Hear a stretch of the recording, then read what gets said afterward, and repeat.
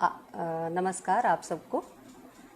और आज मुझे बहुत खुशी का अनुभव हो रहा है कि मैं अपने भूतपूर्व कॉलेज जहाँ से मैंने पढ़ाई की और जो मेरे निर्माण में महत्वपूर्ण भूमिका रखता है, उसके मंच से आप सबसे मुखातिब हूँ। मेरी पहली नौकरी भी इसी कॉलेज में लगी थी, जहाँ मैंने केवल 5.5 महीने काम किया और उसके बाद मैं गोयनका कॉलेज, तत्पश्चात विश्व भारती और अब दिल्ली विश्वविद्यालय में प्रोफेसर के पद पर हूँ।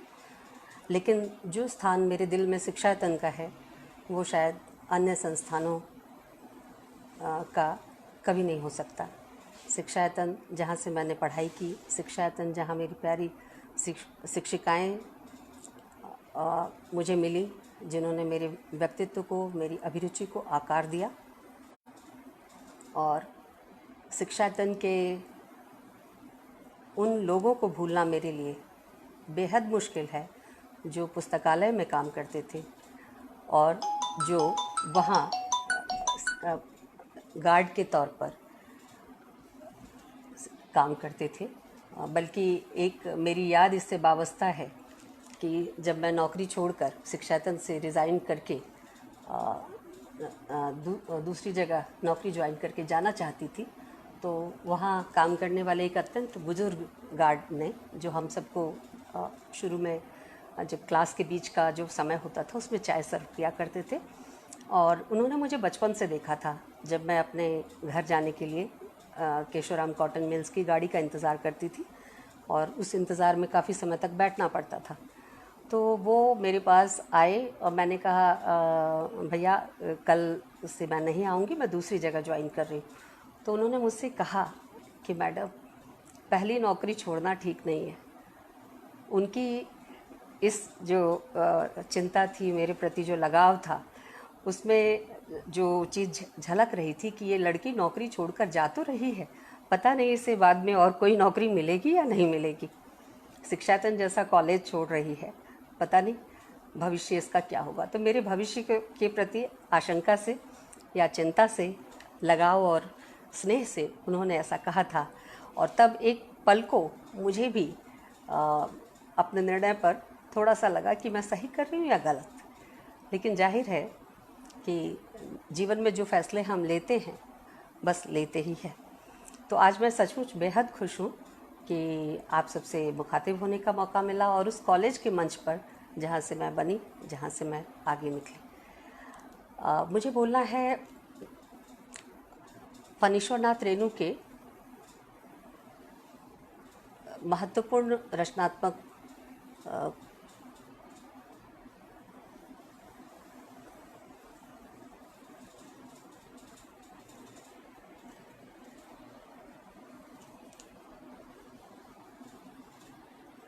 हो सकता है, मैं आपको सुन रही हूँ, हो सकता है इंटरनेट की प्रॉब्लम हो,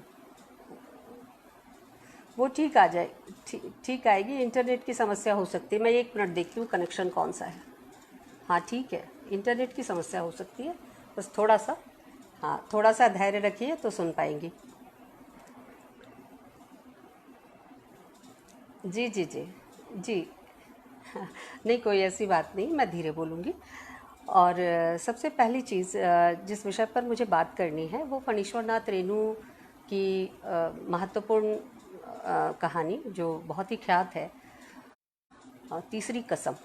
तीसरी कसम में प्रेम की अवधारणा पर मेरे लिए इस विषय पर बोलना, जिस तरह से हम सब कक्षा में पढ़ते पढ़ाते हैं और प्रेम पर बातचीत करते हैं, हमारी सामाजिक जो विमर्श का एरिया है जिसमें हम प्रेम को रखकर डिफाइन करते हैं, वह आवाज़ आ रही है? हेलो?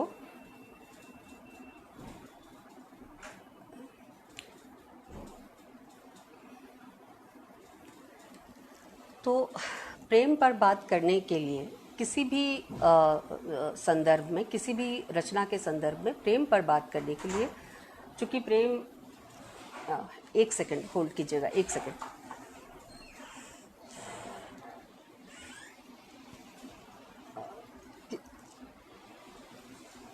किसी भी रचना में प्रेम के संदर्भ पर बात करने के लिए कुछ चीज़ों पर ध्यान देना ज़रूरी है।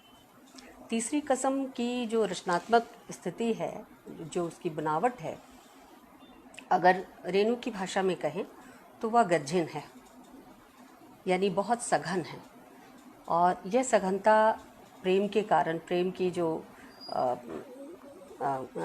जो एक पूरी प्रक्रिया वहाँ गुजरती है, उसके कारण है। और इसी अर्थ में जब हम तीसरी कसम में प्रेम की बात करें तो कुछ बुनियादी चीज़ों पर हमें ध्यान देना चाहिए।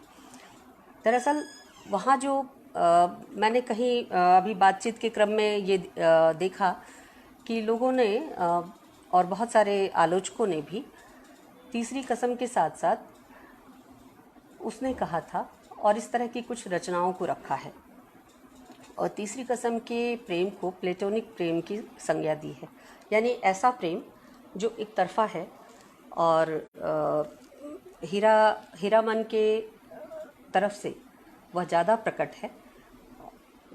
हीराबाई कहीं कहीं उसमें, जैसे जिसे सारा देना कहते हैं या जिसे प्रत्युत्तर करना कहते हैं, कहीं कहीं हीराबाई का वहाँ दिखता है, लेकिन वो बहुत मुखर नहीं है। तो ये जो तीसरी कसम को लेकर एक ख़ास किस्म का प्रेम, जिसका दर्जा तीसरी कसम में अभिव्यक्त प्रेम को दिया गया है कि प्लेटोनिक प्रेम है, मैं इससे थोड़ा सा डिफ़र करती हूँ। दरअसल तीसरी कसम प्लेटोनिक प्रेम की रचना नहीं है। ऐसा कहने के पहले हमें कुछ चीज़ों को लेकर अपनी समझ साफ रखनी होगी। उसका बुनियाद जो है प्रेम की अभिव्यक्ति, प्रेम का संबंध दरअसल मनोविज्ञान से है, लेकिन प्रेम जहाँ घटता है वो मनोविज्ञान का एरिया नहीं है, वह समाज का एरिया। मनोविज्ञान और समाज दोनों की भूमिकाएं दिखाई देती हैं। तो इसलिए प्रेम के पृष्ठभूमि को समझने के लिए मनोविज्ञान का जो पक्ष है उसे भी जानना ज़रूरी है, और जो समाज और सामाजिक स्थिति है प्रेम के समझ को लेकर, प्रेम के पूरी परिघटना को लेकर, उसे भी समझना ज़रूरी है। दरअसल जब हम प्रेम के मनोवैज्ञानिक पक्ष की बात करते हैं तो होता ये है कि हिंदी में जिस तरह से मनोविज्ञान के संदर्भ को देखा गया है, आमतौर पे जहाँ किसी पात्र या चरित्र के मन के भाव या मन की उहापोह मूलक स्थितियों का विवेचन यहाँ हो रहा है, और